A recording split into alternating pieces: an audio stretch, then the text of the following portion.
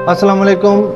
HTML के अंदर जो है वो आज हम देखने वाले हैं हाइपरलिंक। आपने देखा होगा नॉर्मली वेबसाइट्स के ऊपर जो है वो आपको कुछ लिंक्स मिल जाती हैं जिनके ऊपर आप क्लिक करते हैं तो वो आपको किसी दूसरे वेब पेज पर जो है वो ले जाती हैं।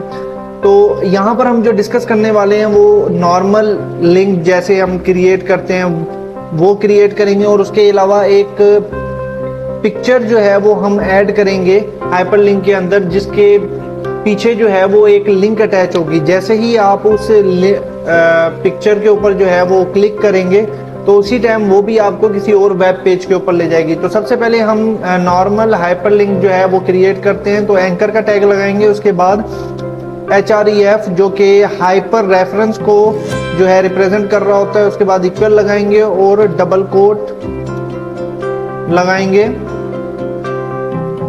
डबल कोट के अंदर जो है हम उस वेबसाइट का लिंक देंगे जहां पर हमने जो है वो यूजर को भेजना है। तो यहाँ से हमने लिंक को कॉपी कर लिया। कॉपी करने के बाद जो है हम इस डबल कोट के अंदर पेस्ट कर देंगे।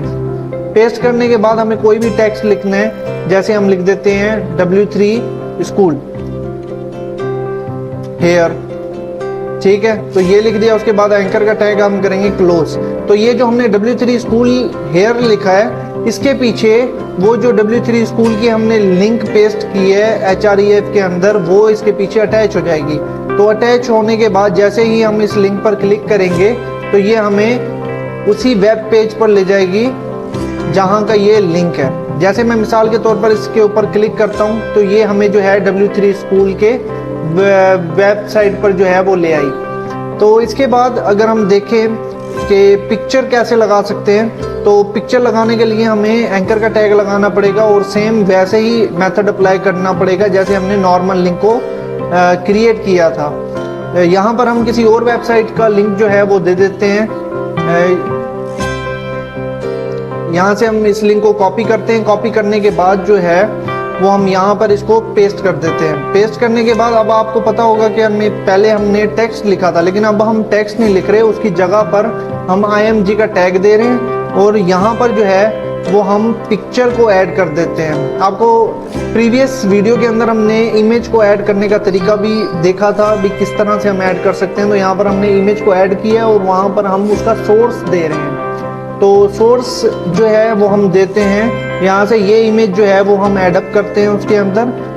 तो हम यहाँ पर जाते हैं और यहाँ पर लिखते हैं 1833330.jpg। तो ये एक उसका नाम है और ये JPG उसका फॉर्मेट है। तो ये हमने दे दिया। उसके बाद एंकर का टैग जो है वो हम कर देते हैं क्लोज। क्लोज करने के बाद इसको कर देते हैं हम सेव। लेकिन ये इमेज बहुत बड़ी हो जाएगी, उसके लिए हम इसकी विड्थ भी यहीं पर ही डिसाइड कर लेते हैं कि विड्थ क्या होगी 200 और हाइट इसकी क्या होनी चाहिए, वो भी हम 200 ही कर देते हैं अभी। तो इसके बाद जैसे ही हम HTML की फाइल को ओपन करेंगे तो आप देख सकते हैं कि इनमें हमारे पास एक इमेज भी आ गई और ये प्रीवियस लिंक है। तो इमेज के ऊपर मैं जैसे ही क्लिक करूंगा तो ये जो है हमें उस वेब पेज के ऊपर ले जाएगा जहां का लिंक था।